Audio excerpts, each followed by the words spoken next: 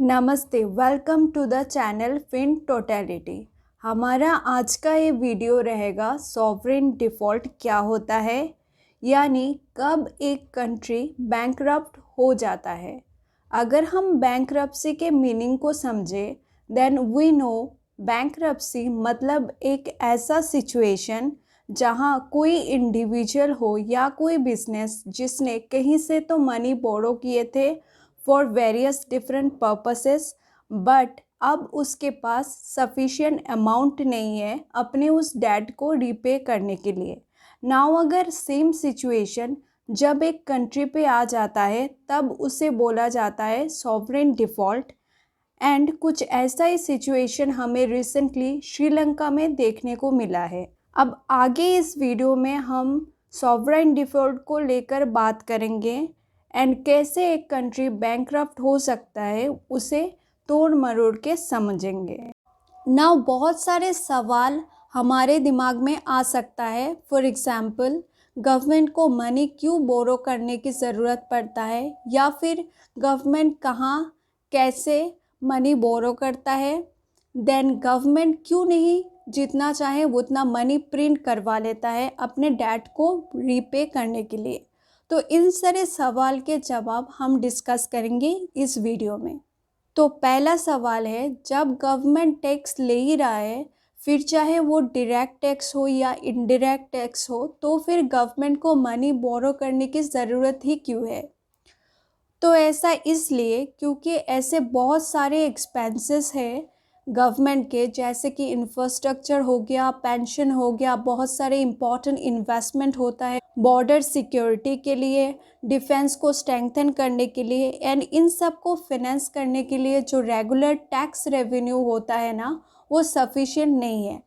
Government को additional money की ज़रूरत पड़ता है एंड इसलिए गवर्नमेंट को मनी बोरो करना पड़ता है एंड गवर्नमेंट को उन डेट अमाउंट पे इंटरेस्ट भी पे करना पड़ता है प्रिंसिपल अमाउंट के साथ साथ।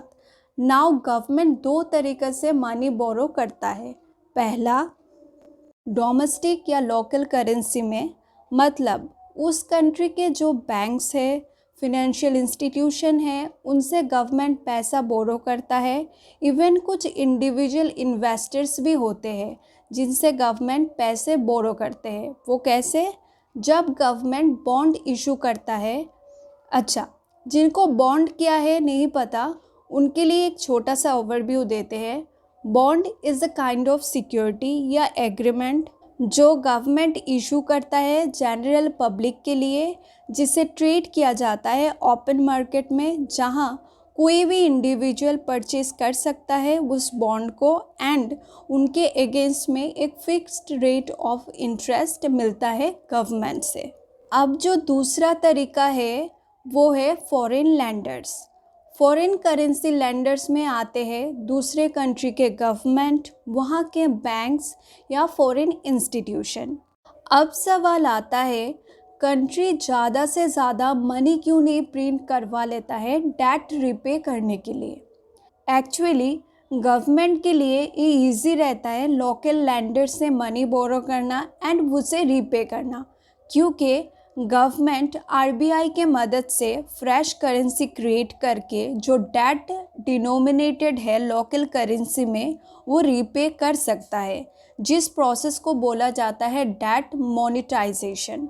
बट इसमें भी एक प्रॉब्लम है, गवर्नमेंट ज़्यादा मनी प्रिंट नहीं करवा सकता, क्योंकि इससे कंट्री में मनी सप्लाई बढ़ जाएगा एंड जो प्राइस है वो भी बढ़ता जाएगा, which leads to inflation and this further leads to devaluation of currency। ऐसा इसलिए क्योंकि मनी ज़्यादा प्रिंट किया जा रहा है, पर जो नंबर ऑफ गुड्स है वो तो उतना ही है जितना कि पहले था, बस लोगों के पास ज़्यादा कैश है एंड इसलिए लोग पहले से ज़्यादा क्वांटिटी में ख़रीदना चाहेंगे चीज़ों को। तो चीज़ों का डिमांड बढ़ रहा है एंड इस डिमांड को रेस्पॉन्स करने के लिए जो फर्म्स है वो क्या करेंगे, गुड्स के प्राइसेस को इंक्रीज़ कर देंगे and this leads to inflation. And जब इन्फ्लेशन होता है तब करेंसी वैल्यू डिक्रीज़ होता जाता है।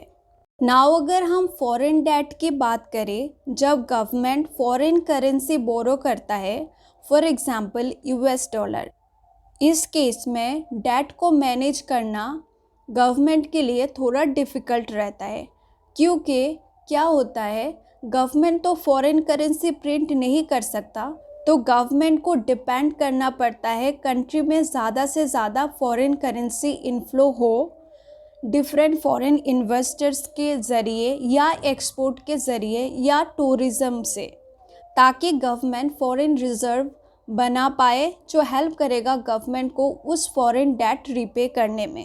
अब कभी कभी कंट्री बहुत डिफ़िकल्ट सिनेरियो से गुज़र रहा होता है, जैसे रिसेशन।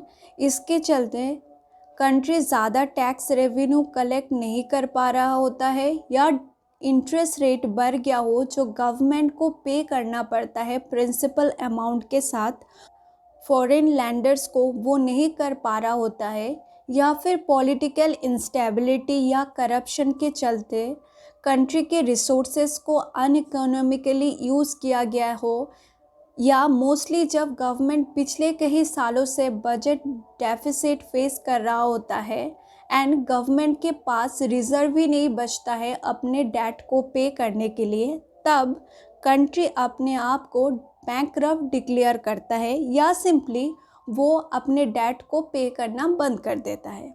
सो इस वीडियो को हम यहाँ ख़त्म करते हैं।